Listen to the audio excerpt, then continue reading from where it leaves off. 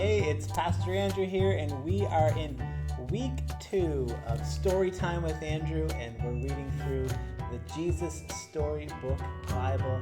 I'm so excited to be back with you and reading through, and this is day 6 now, and we're starting off with a story called Son of Laughter. So let's check it out. Years passed, and things didn't get any better. People were still just as cruel and mean to one another. They still got sick and died. God's world was still full of tears. It was never meant to be like this. But God was getting ready to do something about it. He was going to make all the wrong things right. He was going to do it through a family. Abraham, God said, "How many stars are there?" God was about to tell his friend a wonderful secret. "Let me see," Abraham said, rolling up his sleeves. "But have you ever tried counting stars? Then you know it's hard. 993, 994, 997. No, wait. 1, 2. Of course he kept losing count. "Too many," he said. "Guess what?" God laughed. "I will give you so many children and grandchildren and great-grandchildren you won't be able to count them either."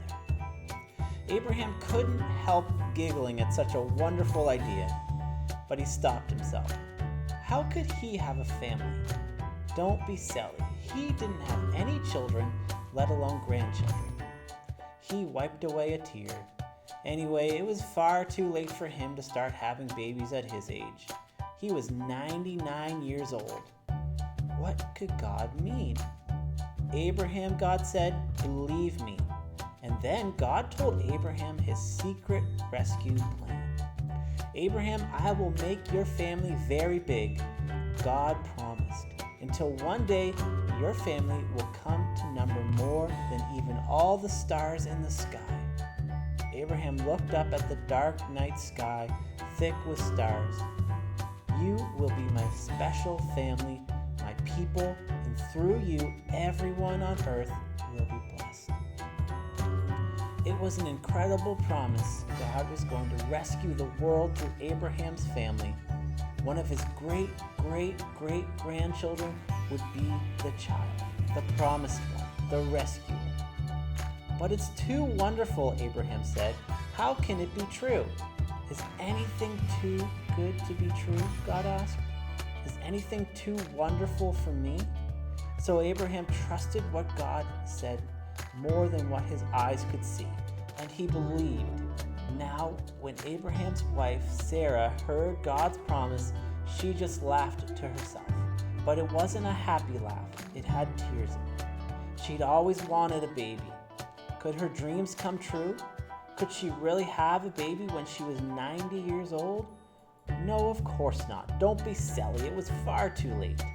Sarah didn't believe God could do what he promised.